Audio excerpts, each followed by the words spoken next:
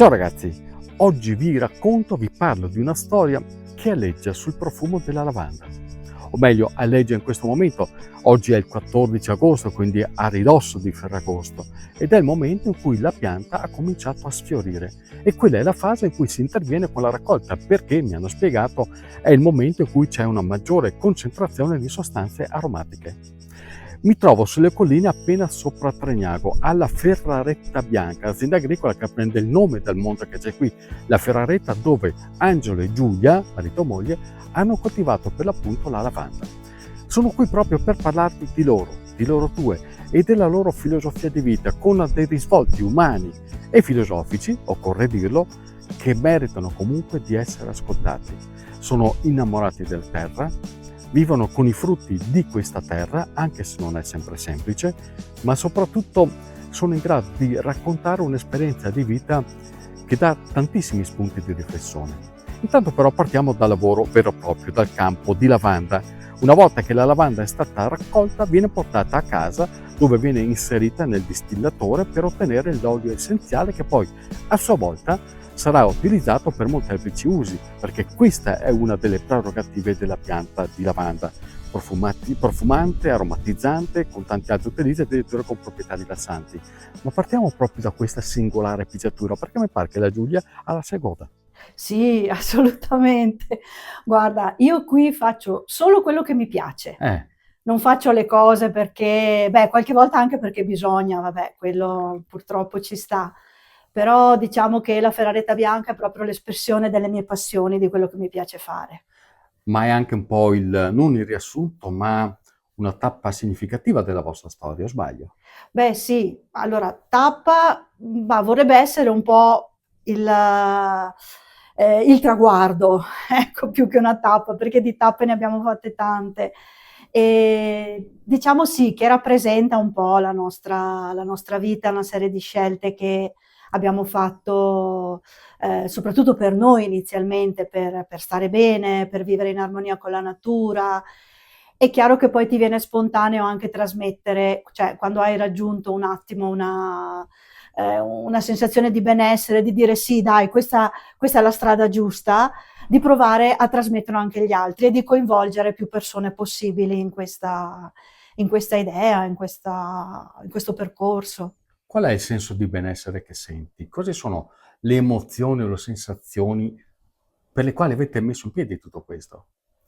Allora, per me personalmente è il sentirmi parte di un sistema naturale, cioè di essere a contatto con i fiori, con le piante, con l'erba, cioè ogni elemento di questo posto per me ha la sua dignità e mi piace interagire. Questa struttura non è soltanto la loro casa, è lo specchio di una scelta di vita ben precisa, che si ritrova non soltanto in quello che fanno, ovvero nei prodotti della terra, o anche nelle degustazioni, perché questo è un agriturismo che fa anche ristorazione, quindi chi viene qui può anche assaggiare quello che fanno, ma si ritrova anche nella struttura stessa, che Angelo, che è un ingegnere civile, ha costruito e ha modellato seguendo i più rigorosi canoni della bioedilizia. Bioedilizia per me vuol dire soprattutto ehm, non fare danni, non danneggiare, quindi intervenire il meno possibile. Infatti molte parti della Ferraretta sono come erano quando le abbiamo trovate. E come sei intervenuto per ristrutturarla? Per ristrutturarla abbiamo appunto solo pulito, cercato di pulire e far ritornare alla bellezza originaria, mentre le parti nuove che ci sono qua e là sono costruite con materiali naturali, insomma, meno processati possibili, come legno, calce, usato pochissimo cemento, pochissimo ferro. E poi per l'isolamento abbiamo provato e sperimentato varie cose come sughero, fibra di legno, calce canapulo, paglia sciolta, paglia in balle, quindi varie cose, varie possibilità. Cosa vuol dire per te e per tua moglie sposare uno stile di vita come quello che avete scelto, che non è da tutti? Sì, beh, per quanto riguarda l'abitare, perché noi ci siamo sempre, facendo parte della campagna Bilanci di Giustizia, a cui faccio pubblicità in questo momento, che ci ha allenato a prendere in considerazione tutti gli ambiti della vita, per vedere se è possibile cambiare qualcosa in meglio. abbiamo considerato anche dove si abita, sia come posizione, sia come cosa c'è intorno a te quando abiti e cosa resterà della tua casa quando non ci sarai più. Sarà un rifiuto speciale da smaltire in discariche pericolose o potrà essere riutilizzato anche pezzo a pezzo perché è costruito pensandoci. La cosmesi naturali, i pesti, la profumazione ambientale garantita dalla lavanda più tutti gli altri utilizzi con l'olio essenziale e poi ancora le erbe che vengono essiccate per fare gli infusi, anche i fiori stessi che vengono essiccati, fiori eduli che vengono utilizzati nel cibo, la pecora brogna che viene allevata e anch'essa diventa una prelibatezza. Insomma, tutti questi sono gli elementi vitali della Ferrarete Bianca. Questo è quello che troverete quando verrete qui. Troverete questo a livello materiale, ma poi c'è di più, perché anche tutto questo, che si basa sul concetto mai semplice e per nulla banale della sostenibilità a tutti i livelli, deriva da scelte di vita che Angelo e Giulia hanno fatto nel loro passato, scelte di vita forti e anche coraggiose, da cui hanno tratto ispirazione per impostarla la loro vita, anche affrontando dei momenti tutt'altro che semplici.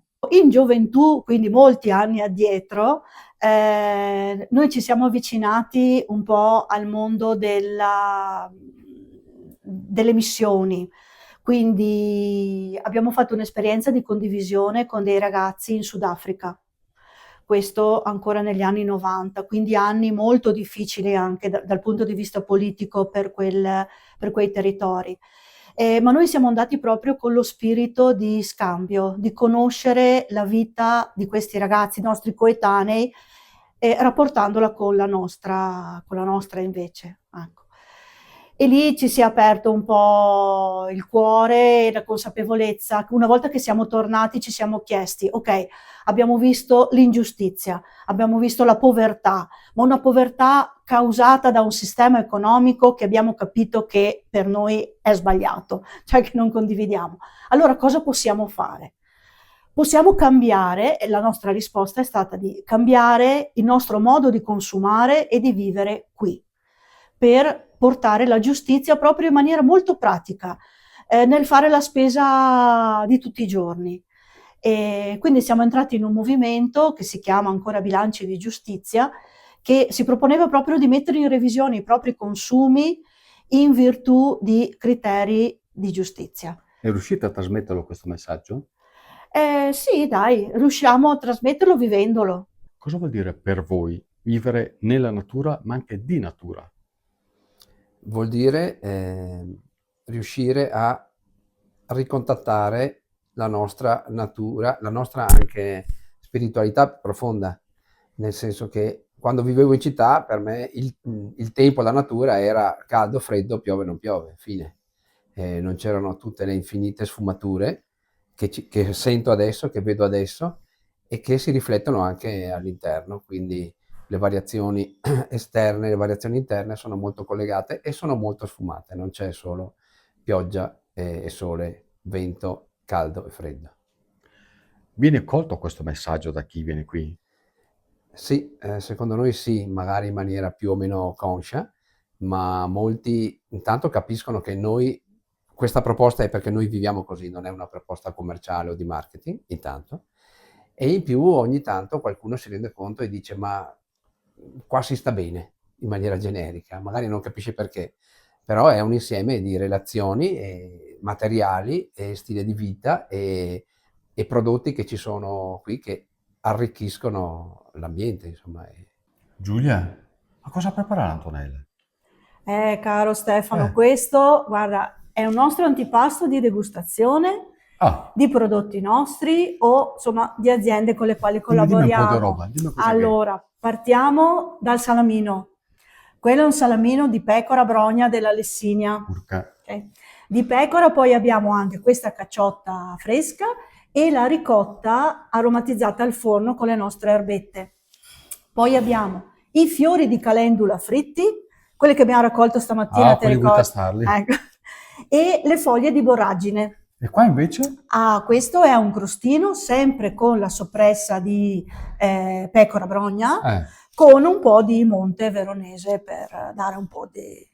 Ma qua veramente è un piatto unico questo. No, dopo arriva il primo, A Il me mi sono secondo? contento, No, no, E cosa cominci chiede il primo? i cappellacci Eh, con l'ortica eh, e i pomodorini dell'orto confit e un crumble al basilico sopra. e gatto, il Ma secondo? dopo arriva l'arrosto di pecora brogna, uno dei nostri piatti tipici. Non sono mai stato così tanto contento di aver fatto tutta questa fatica come ancora. Ve lo devo dire, guarda. Però potremmo cominciare Dai, adesso. sì, dai, Va dai. bene. Io ringrazio Giulia, ringrazio Angelo, Alessandro, così lo presentiamo, Zeno, Alessandro è il figlio, Zeno è il collaboratore, e voi continuate a seguirmi. Tornerò con voi con altre storie, però dopo che abbiamo finito qua, perché sono diventa freddo. Infatti, dai. Ciao ragazzi, sotto qua.